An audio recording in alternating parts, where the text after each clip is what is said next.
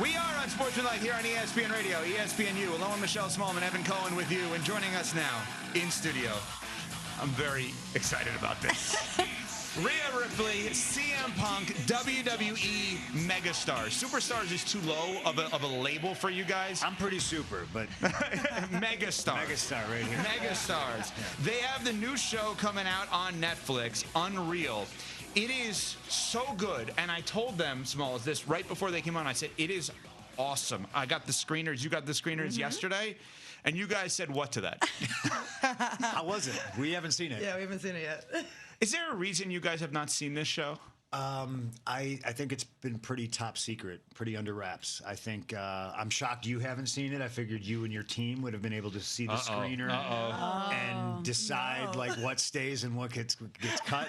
You know, I don't got that kind of pull. Yeah, we don't have that kind of juice, guys. We're not. There's a couple of things in this that I want to point out. So this comes out July 29th on Netflix, SummerSlam August 2nd and 3rd on Peacock. But this is it's actually not the content of it, but the concept of it is a controversial show because this has never been done in the history of wrestling. Punk, start with you. Explain what it is and why it becomes controversial in the kayfabe sort of way for those who get that. Oh God, you're already giving me a migraine. I'm the Michelle feels about that. Probably the wrong guy to put on this show to try to talk it up. It's not that I'm so much against it. It's that my entire existence in my profession, professional wrestling, you're taught and you're brought up, and if you're old school, you protect the business. Mm-hmm. It's always been that way. I feel like since the 20s or 30s, everybody knew wrestling was predetermined. They talk about how they didn't know, and they talk about how, in the 80s, we just kind of like blew it wide open, and now we're exposing the business and this and this and that. I think if you're living under a rock, you don't know, but most people do know. I think what this show is going to do is just show us kind of backstage in our environment, interacting with each other, and that's really for the fans. You see it all the time with football shows, like Hard Knocks. Yeah. Like that's a big one. You're in the room, you're seeing the special teams, you're seeing the X's and O's, and you're seeing the relationships between the coaches and the players and their families and all that, and that's sort of what we're doing. We're following suit in a way. It's just really strange for me, at least, because I've always been taught you protect the business. You don't let the insiders in on all the inside information. Yeah, there's script writing. Like we see the script writing of it. And Rhea, do you feel the same way as Punk does on this? Yeah, I mean, it's an always growing sort of business. I feel like WWE, they're always trying new things and bits and pieces to like make it different and make it grow. And this is just one of the next steps. Do I think that everything should be shown? No. I haven't seen it yet, so I'm very intrigued to see. What would you like to know? I can help you. Yeah, I'm really intrigued to see what's on there. And it was really strange while like having the camera crew around as well, because like you're so used to all of this being like so top secret and hidden, and you didn't know how to like really react to things sometimes, like some of the questions, which was like, it was just wild to me. But at the same time, like it is a growing business and people are now noticing how the business works, and they see us together at airports. They see us together if we go out. So they know that behind the scenes, we do talk to each other. We do hang out. We are a family, but now it's like you seeing us in the workplace doing that. And there's a great, again, you guys haven't seen it. I have. There's a great scene to that point, what Rhea is saying, of Kevin Owens and Cody Rhodes after a match, a ladder match, where Kevin Owens is like, I may have done something like a little bit off to Cody Rhodes, and they're having the conversation after the match on camera as part of the show, Unreal, making sure Kevin Owens is that Cody's okay, which, again, as Punk grew up in this industry, like that's not supposed to happen that way. I'm already sweating. Right. No, there's a lot of that. Was it difficult for you because you guys have this massive platform? You're used to being entertainers. You're used to being in the spotlight. But having these cameras around is different. Mm-hmm. Were you trying to walk the line of being vulnerable and allowing the cameras to do their job and showing the behind the scenes while also kind of thinking about the image that you present to the world? Was that a hard line to straddle? I feel like for me, like, I'm pretty open book, especially when it comes to that. Once I'm not in the Rhea Ripley mode, I pretty much put everything, all my feelings on the table at all times. Like, my fans know that I talk about my anxiety attacks all the time and how nervous I get before going out there and performing. So it wasn't really different for me in that sort of way, but it's just like the little private stuff, like what we were basing on before, like where I am like talking to my opponent. That's the weird stuff that like you see the camera crew and you're like, oh, maybe I should like not be too in depth with things. Maybe I should like be a little jaded or just like not be over the top like I would be. Just little things like that. But everything else emotional wise, like pretty open book. Which is very interesting. And Rhea Ripley, CM Punk, it's awesome that they're in studio. WWE Superstars, Unreal, the reality show, comes to Netflix July 29th. It's phenomenal because on that, they show you, and you talk to the camera crew about the Liv Morgan feud over multiple years, the Dom Mysterio part of it, and like it's walking us through it in a way, again, because I grew up on WWE, WWF back in the day, and Attitude Era, like I still don't know, was the invasion of the like DX real? Was it like, I don't know, I don't care, I don't want to know, but we see all the background on that, which is CM Punk is very uncomfortable right now. Yeah, you really don't like this at all. I feel it. It's amazing. It's just, it goes against everything I think that was instilled in me when I first started. And to be fair, like I'm just an uncomfortable person. I think we watched the trailer right before we came in here, and I immediately just I could feel my face. I'm bright red. I'm sweating, and I'm just like, oh geez, oh boy, okay, all right. Here it comes. I was never sure when they were filming, what they were filming, who's mic'd up. You could probably make a really good blooper reel of me looking directly down the lens of the camera going, what are you doing? Get out of it. Don't film this. You know. Wow. So intrusive isn't the right word because I feel like that's a little bit too harsh. There are moments I know that they're going to capture that are very, very special. I saw one just in the trailer with just myself, and it's emotional. I think those are the important things that I'm going to take away from watching it, and that's what I think should be highlighted. Well, I think that is important to note because your arc is a lot different than Rhea's arc in terms of WWE. Rhea's, I don't want to say new, relatively new in comparison to your arc, and Rhea Ripley is arguably the biggest star in the sport. No, I mean, you are. Like, everyone has an opinion on Rhea Ripley. She's an absolute star, trying out to be in the WWE at 16 years old in Australia. And then there's Punk. And then there's Punk, who in 2000, and by the way, the background story of each of them, ESPN Plus, Stephanie's Place is great with the two of you. And yours could make you cry, Punk, because, not you cry, but maybe me cry, because you basically crapped on the sport in 2015, right? Intentionally. You had this moment, and 2014, excuse me. And then they tell the story on the show. Probably 2015 as well. Right. But they tell the story on both of these shows, in Stephanie's Places and Unreal, of your way back. And it felt like CM Punk became Phil Brooks in order to become CM Punk again. Does that make sense? I mean, yeah, in a way. But that's the thing about our business is like, and if you're really, really good at it, you can blur the lines so much that people don't really know. And to me, that's that little pocket, that magic pocket where I kind of sit in, where people don't know.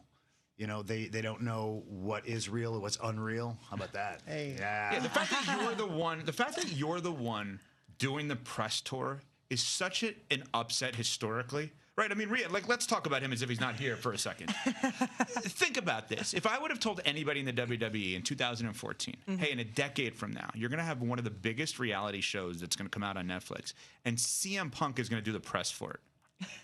I mean, that's wild. Younger me would be very, very happy and excited to see CM Punk back. Why do you say it that way?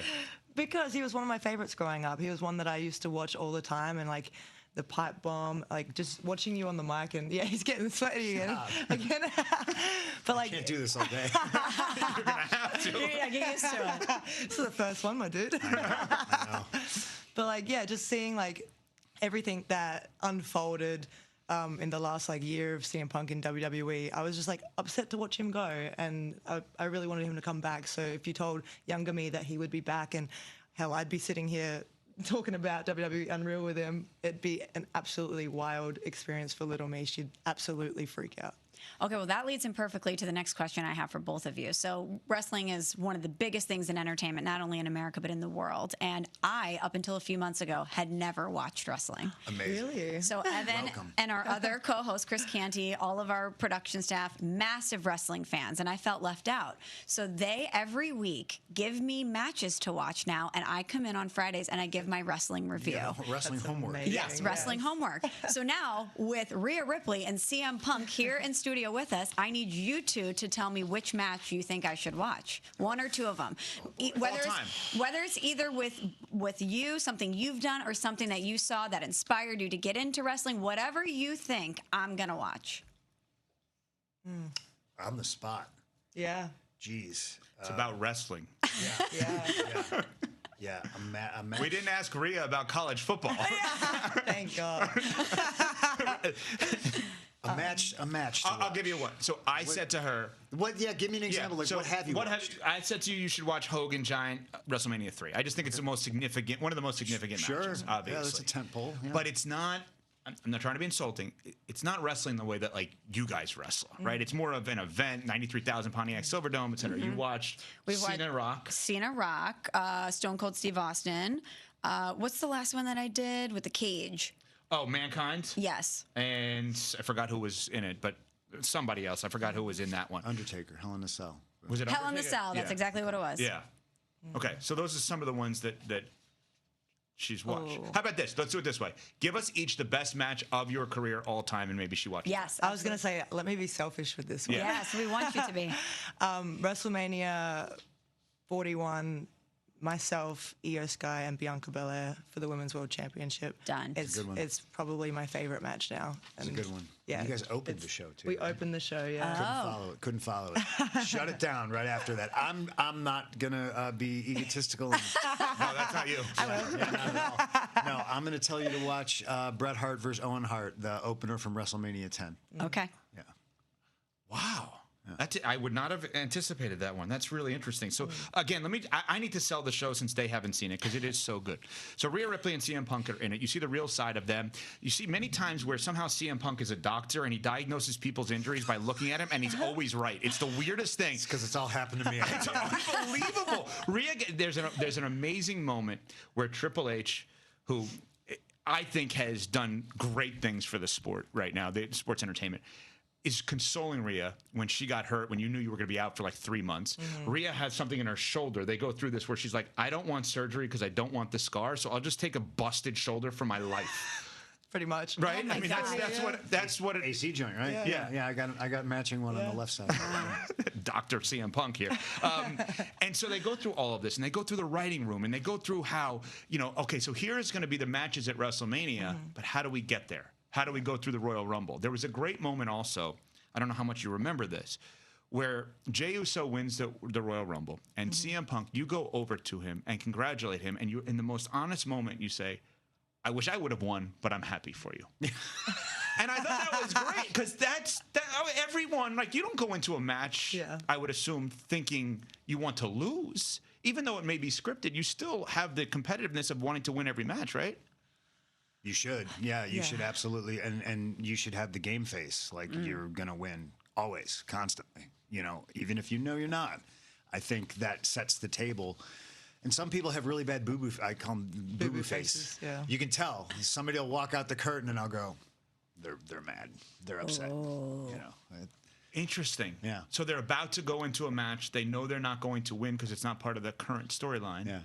And they act that way. They act like a loser going in. Yeah. Wow. We're all humans, right? And some of us, they just wear it on their sleeve a little bit too much. They get a little lost on the direction they should be going, and they show it facially. It's hard to mask your body language sometimes.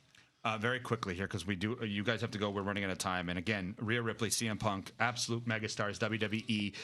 Unreal is an Unreal show coming to Netflix July 29th. SummerSlam coming in August to Peacock. The moment you realized you made it was when? Rhea, it's probably recent. Yeah, I mean, it's hard to pinpoint a specific moment because I feel like in my career there's been so many, because I've had so many like roller coaster of emotions, just ups and downs, where I'm like, all right, that might be the end of that run, and then all of a sudden something else will happen and it'll pick up. But I think that like the biggest one that really like solidified my time here in the WWE and helped me start my historic run now, which is absolutely wild to say, would be me and Io Sky in the second Mae Young Classic, because that was such horrible circumstances with Tegan Nox getting injured in the previous match that I had with her. So then I had to go on to that match, and it was just a moment where everyone kind of realized that I was good at my job. Good would be an understatement. Yeah. When you got Punk praising you the way he does, it's great at your job. For you? For me, when I started in WWE, it was a drastically different place than it is currently. And the biggest way for me to illustrate that, and you'll probably see it on Netflix Unreal, is there is an entire team of hair and makeup women, right, and men. You can't leave out Ian. Yep. And I mean, like when I came back like 2 Novembers ago, I walked backstage and I was just like, there was like 6 tables set up, and I was just like, oh wow, this place has changed. It used to be one makeup lady. Her name was Jan, right? Not the nicest lady in the world. Oh boy. Right? There's the CM So Punk. this is how I knew I made it. My first time I was under contract. I was in Ohio Valley Wrestling in a developmental, and I was brought up to do a dark match, pre-television match. And I found the spray bottle that was in the makeup case, and I was wetting my hair. And I hear down the hallway like all these explicatives, like a sailor was yelling at me. And I turned around and it's Jan, and she's like, "What do you think you're doing? That's for talent. Put it down." And I was like, okay. Quietly tiptoe away. And then, so that's 2005. And like 2011, CM Punk becomes hottest superstar in the business. And Jan walks up to me one day and goes, "How come you never come see me? You know, I can cut your hair, right?" Oh my and I was God. like, I made it. I made it. You made it. I made Jan it. knows me. I'm a top Jan. guy now. I'm a top guy. That's amazing. Thank you, Jan. That's amazing. Rhea Ripley, CM Punk, Unreal debuts on Netflix July 29th. It's awesome. They haven't seen it. I have. SummerSlam August 2nd and 3rd on Peacock. Thank you so much. We're on Sportsmanlike, presented by Progressive Insurance.